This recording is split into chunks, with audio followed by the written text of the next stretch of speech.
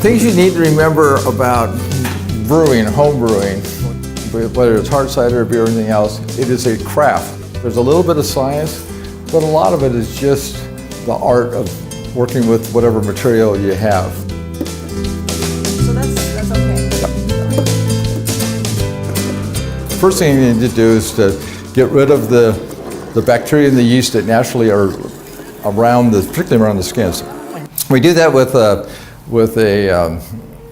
little thing I use. It's called one step.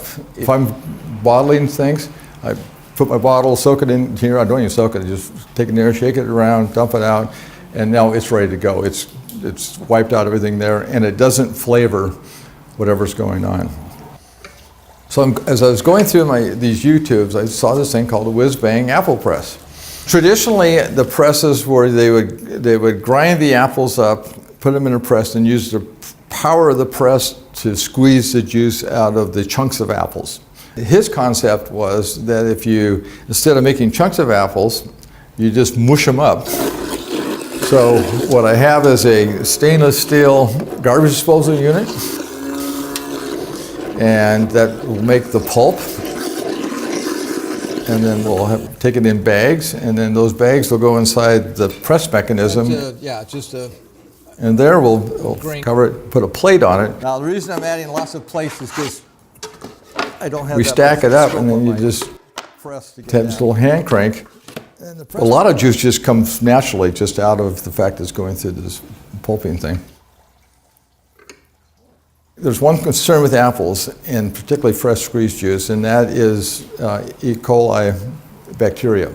Well, if you're doing a wine, there's some natural sulfides that are in the red wine grapes, but they're not on apples. So they have to introduce and use a product similar to a Cadmium tablet that introduces the sulfides in there that kill off any bacteria and any yeast that's foreign.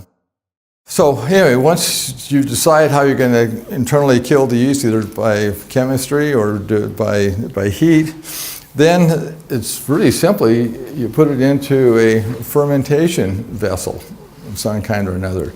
It doesn't matter what size, it just depends how much juice you have. And the next thing you need to do is to inoculate it with some kind of a yeast. Generally for ciders, you use a white wine or a champagne yeast. And the yeast needs certain kinds of nutrients to live. Apples have a lot of those nutrients, but not all of them. So if you're concerned about it, there's a little thing called a yeast nutrient. And then you just let the thing bubble away. Cider takes anywhere from a week to 3 weeks, 4 weeks, depending on how warm the temperature is, depending on how sweet the juice is, that is how much available starch there is for them to eat. Ultimately, it'll start clarifying from here down, and there'll be a sludge on the bottom of this thing.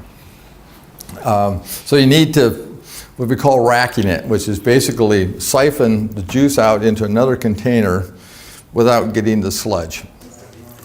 Finish the whole thing, and I've got this really dry cider. Now at this point, you can stop and say, all right, I have finished my process. Or if you want to back sweeten it, then you have to do something else. And the thing you have to do is make sure that the little yeasties in there are not going to go off and eat the next bit of sugar you put into them. There's a thing called potassium sorbate, which suspends their ability to reproduce. And then when you add in I always use the cider that I started out with before I started going through the hard cider process, and use that as my backfill. So I've got the same apple content and the same kind of characteristics of the apples.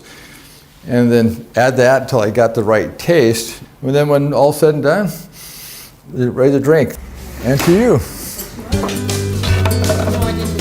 Taste the springtime, huh?